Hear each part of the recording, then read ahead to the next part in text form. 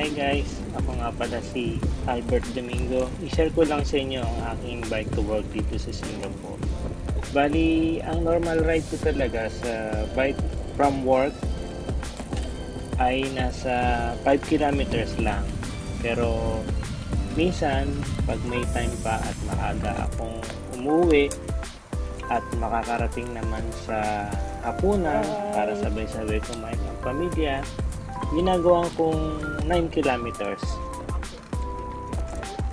Sa halip na shortcut ang dadaanan ko, dadaan ako sa long cut. Pero ang daan ko dito, pinag-aralan ko. Sabi nga, master your route. Dahil mahalaga yun para safety. Yung kabisado nyo, kung nasaan yung mga bako-bako, kung nasaan yung iiwasan nyo, nasaan yung mga blind spots, tapos kung nasaan yung maraming sasakyan, kung saan kayo pwedeng umikot na walang ganong sasakyan, at higit sa lahat nga pala sa gabi, dapat kompleto ang ilaw, kompleto yung front light para visible kayo sa mga kasalubong nyo, at red light para nakikita naman kayo ng nasa likuran nyo. At hanggat mare, kung nagro-road kayo, mas maganda yung preno nyo brake sensing light para pag nagpreno kayo o nagminor kayo, kita ka agad ng nasa likuran nyo.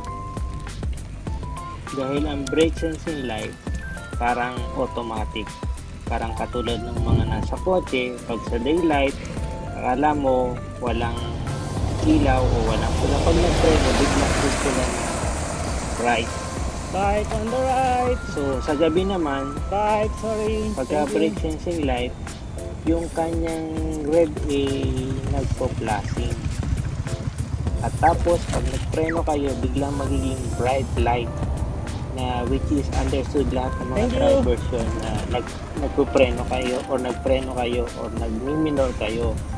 So malaking advantage yun.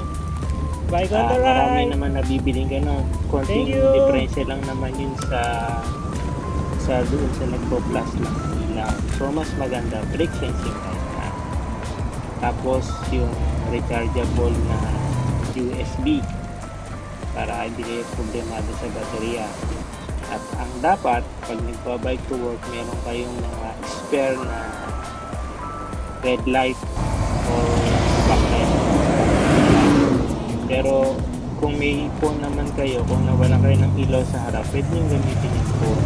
Pero sa red light, kailangan nyo talaga yung lalo na nag-road kayo. Katulad ko, madalas nag-road ako.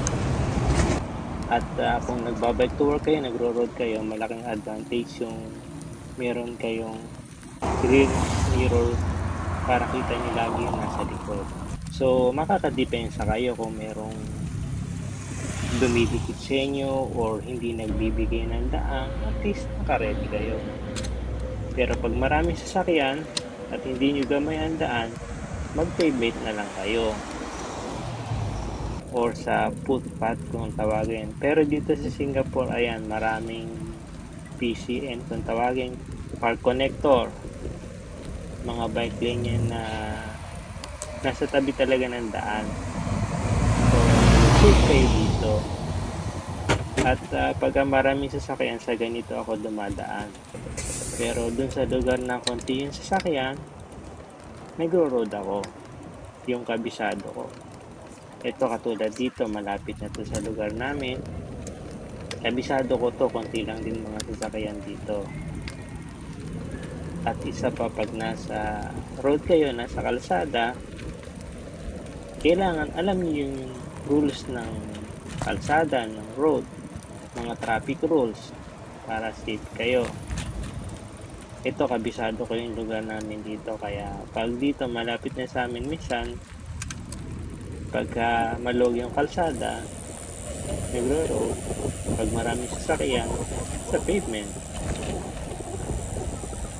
Ito, umikot ako dito. Actually, pwede na akong dumiretso Kaya lang, pinapalayo ko yung takbo ko. Sabi nga the more you ride, mas maganda. Ito nga pala, may naghihintay na San Miguel Beer. Iba ang may pinagsamahan. Ayan, galing Pilipinas yan. Masarap yan. Malutong pa. Maraming salamat sa nagbigay. Talaga namang napakasarap. Pagkatapos maghapunan, pagkatapos magbike, sarap mag-relax, tapos nanonood ka ng TV. Yan, ganyan lang buhay ko dito sa Singapore. Bike araw-araw, bike to work araw-araw. Tapos pag stress, iinuman lang ng isang boteng beer o isang latang beer. Tapos pahinga na or konting cellphone. Then kinabukasan, ganun ulit, gigising na maaga, bike to work ulit. Ganun ang routine. Okay naman, at salamat sa Diyos, lagi naman safe nakakauwi. At yun, huwag niyo kakalimutan ang magdasal bago umalis papunta sa trabaho. Yun lang po. Thanks for watching. Bye!